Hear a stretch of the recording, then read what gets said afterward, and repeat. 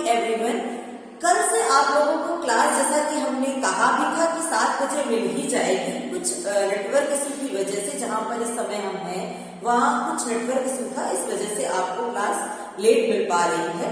कल से प्रयास रहेगा कि आपको 7 बजे क्लास मिल ही जाएगी। आप लोगों से हमने कहा था कि आप लोग कमेंट करके बताएं कि फिजिक्स की कौन सी बुक पहले स्टार्ट की जाए। तो मैसेंजर पे जो मैसेज आए हुए हैं और जो कमेंट भी बताया है आप लोगों ने, उस पे ज्यादातर लोगों ने कहा है कि फिजिक्स की सेकंड बुक शुरू की जाए। बहुत थोड़ा सा समय आपके एग्जाम के लिए बचा हुआ है। अगर आप बहुत मन से प्रिपेयर करना चाहेंगे तो अभी भी बुक हम आपको कंप्लीट करवा सकते हैं। तो चलिए शुरू की जाती है सेकंड बुक।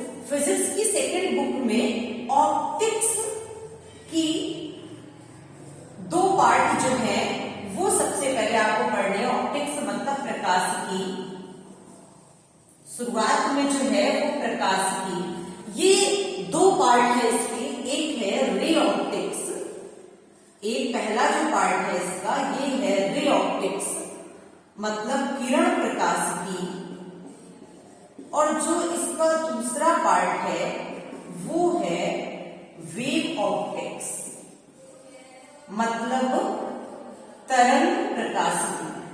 वेव ऑप्टिक्स मतलब तरंग प्रकाश की। तो सबसे पहले जो क्वेश्चन शुरू करेंगे वो क्या है? किरण प्रकाश की।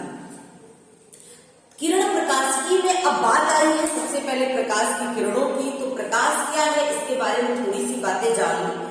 तो जो संवेदनाएं हैं वो 5 तरह की होती हैं। किसी चीज को पहचानने के जो तरीके हैं क्या है यहाँ पर, उसको हम 5 तरीकों से पहचान पाते हैं। जैसे कुछ अगर यहीं पर कुछ स्मेल हो, कुछ महक हो, अच्छी या बुरी जो भी महक हो, उसको हम लोग सूंघ कर बता पाते हैं। तो ये हमने एक संवेदना बताई।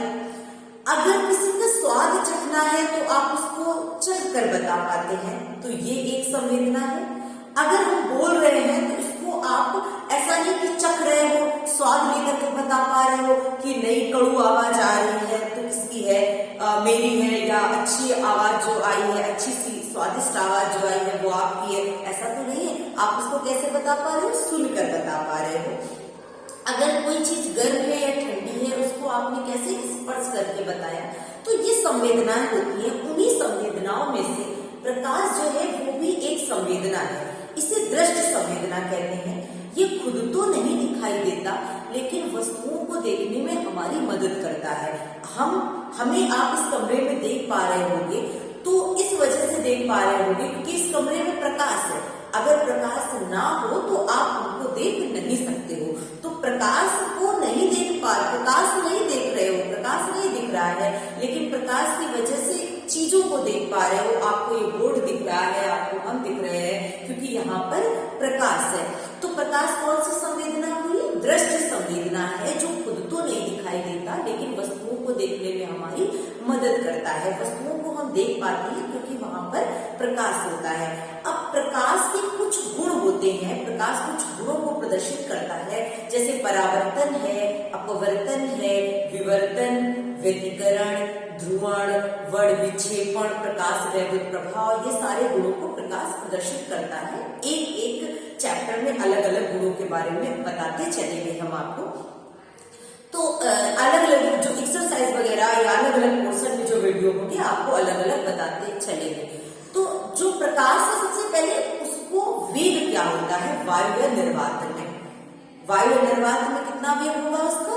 3 गुणा 10 की घात 8 मीटर प्रति सेकंड। कितना वेग होगा? 3 गुणा 10 की घात 8 मीटर प्रति सेकंड। और जो इसका वेग है इसको हम c से प्रदर्शित करते हैं। किससे प्रदर्शित करते हैं? प्रकाश के वेग को c से प्रदर्शित करते हैं। और ये कितना होता है? 3 गुणा 10 की घात 8 मीटर प्रति सेकंड। जैसे ही किसी माध्यम का अपवर्तनांक बदल जाएगा, अपवर्तनांक जब किसी माध्यम का बदल जाएगा तो प्रकाश का वेग भी बदल जाता है। जैसे जल अगर अपवर्तनांक बदल गया, जल का अपवर्तनांक कितना होता है? 4/3। अगर कांच में इसी प्रकाश को देखा, कितना अपवर्तनांक होता है? 3/2। तो जैसे ही अपवर्तनांक बदल जाता है तो प्रकाश का वेग भी परिवर्तित हो जाता है। तो प्रकाश का वेग परिवर्तित होता है। इस सूत्र को लगाते हैं V = C C/n। n क्या होता है? उस माध्यम का अपवर्तनांक जिस माध्यम की आप बात कर रहे हैं। और C क्या है? वायु या निर्वात में प्रकाश का वेग। और V क्या होता है? उस माध्यम में वेग जिस माध्यम की आप बात करेंगे। अच्छा, अगर माध्यम परिवर्तित हुआ तो एक गुण बिल्कुल नहीं बदलता, वो होता है आवृत्ति। आवृत्ति परिवर्तित नहीं होती। अगर प्रकाश एक माध्यम से दूसरे माध्यम में जा रहा हो तो उसका वेग बदल जाएगा, उसकी तरंग दैर्घ्य बदल जाएगी, लेकिन उसकी आवृत्ति परिवर्तित नहीं होती। अब जो प्रकाश के गुण है उनके बारे में हम एक एक करके पढ़ना शुरू करेंगे। तो सबसे पहले जिस गुण को हम आपको बताएंगे वो आप पहले भी पढ़ चुके हैं, 10th में भी पढ़े होंगे।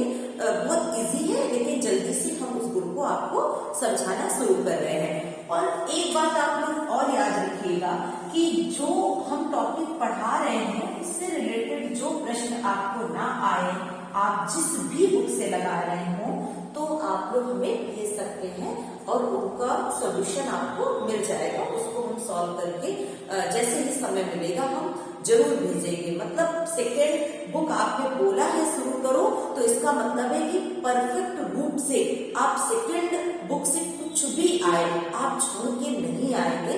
इसी वाले से सेकेंड बुक स्टार्ट कर रहे हैं। आप में से बहुत से जो देख रहे हैं वो जानते हैं कि टाइम की बहुत ही ज्यादा लेटनेस होने के बाद, इतनी दूर आप लोगों से होने के बाद में हम आप लोगों के लिए सेकेंड बुक इतनी दूर से स्टार्ट किए हुए है, तो फिर आप लोग भी इसको ध्यान देंगे, बहुत मन से पढ़ेंगे। पहला गुण क्या है? परावर्तन। पहले गुण की हमने क्या बात कही? परावर्तन, रिफ्लेक्शन। क्या होता है परावर्तन? देखिए, जब भी प्रकाश की किरण किसी पॉलिशदार तल से, ये देखिए ये पॉलिशदार तल, ये हमने पोत दी पूरे में ऐसे पॉलिशदार तल, रेड कलर की, जैसे शीशा कभी टूटता है तो पीछे देखा होगा ना, लाल कलर की पुती रहती है, वही पॉलिशदार तल, वही तल कैसा है? पॉलिशदार तल। तो जैसे ही प्रकाश किसी, वो रेड ऑक्साइड जो पीछे लाल पुती रहती है वो क्या है? रेड ऑक्साइड की। तो ये हमने कहा लाल ऑक्साइड, तो हमने कहा ये पॉलिशदार तल है। ये पॉलिशदार तल पर जैसे ही प्रकाश आपतित हो और इस तल से टकराकर वापस उसी माध्यम में लौट जाए, तो इस घटना को हम प्रकाश का परावर्तन कहते हैं। क्या होगा प्रकाश का परावर्तन? जब प्रकाश किसी पॉलिशदार तल पर गिरे और वहां से टकराकर वापस उसी माध्यम में लौट जाए, तो इस घटना को हम प्रकाश का परावर्तन कहते हैं। तो देखिए प्रकाश का परावर्तन क्या है? ये पॉलिशदार तल है, इस पर ऐसे प्रकाश, ये अभिलंब है। क्या है? ये अभिलंब है, और इस पर प्रकाश आपतित हुआ। ये प्रकाश की किरण है, आपतित किरण। अगर आप बैठकर पढ़ रहे हैं तो आप चाहें तो लिख भी सकते हैं आराम से, एक एक पॉइंट। अगर आपको बाद में पढ़ना है, लिख के कॉपी में करके सॉल्व करने हैं आगे मोबाइल पर वगैरह, तो आप लिख भी सकते हैं। तो हमने कहा ये क्या है? ये अभिलंब है, और ये प्रकाश जब आपतित हुआ तो ये कौन सी किरण है? आपतित किरण है, और उसी माध्यम में लौट जाए, उसी माध्यम में लौट जाए, तो ये कौन सी किरण है? परावर्तित किरण। ये कौन सी किरण है?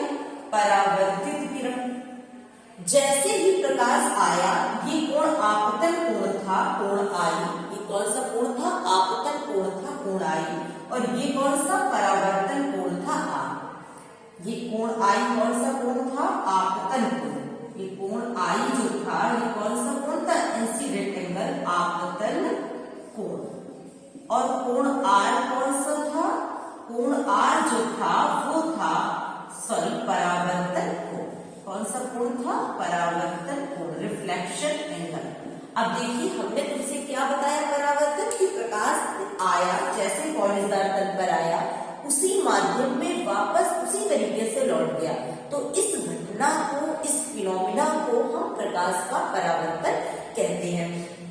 अब ये जो परावर्तन है इसके नियम है। एक तो ये आपको दिखाई दे रहा है कि कोण आई और कोण आर के मान बराबर होना चाहिए। कोण आई और कोण आर के मान बराबर होना चाहिए। आपतन कोण और परावर्तन के कोण का मान बराबर होना चाहिए। और दूसरी बात क्या है, आपतित किरण, परावर्तित किरण तथा आपतन बिंदु पर अभिलंब तीनों एक ही तल में स्थित होने चाहिए। आपतित किरण, परावर्तित किरण और आपतन बिंदु पर अभिलंब तीनों एक ही तल में स्थित होने चाहिए। ये पहला गुण है परावर्तन का, कोणाई और कोणार के मान बराबर होने चाहिए और आपतित किरण, परावर्तित किरण और आपतन बिंदु पर अभिलंब का मान भी बराबर होना चाहिए। अब आगे अपवर्तन, प्रिज्म और एक एक करके स्टेप हम आगे पढ़ेंगे और आप लोग ये बात याद रखिएगा, जो न्यूमेरिकल आप लोगों के ना आ रहे हो फर्स्ट बुक में भी, उनको भी आप लोग भेजते जाइएगा, हम आपको सॉल्व करके भेजते जाएंगे। वैसे जब हम आए थे तो आपको पूरी बुक करवा कर ही आए थे दोनों किताबें, लेकिन फिर भी जो क्वेश्चन आपसे फंस रहे हैं उनको भेजते जाइएगा। थैंक्स लास्ट तक वीडियो देखने के लिए।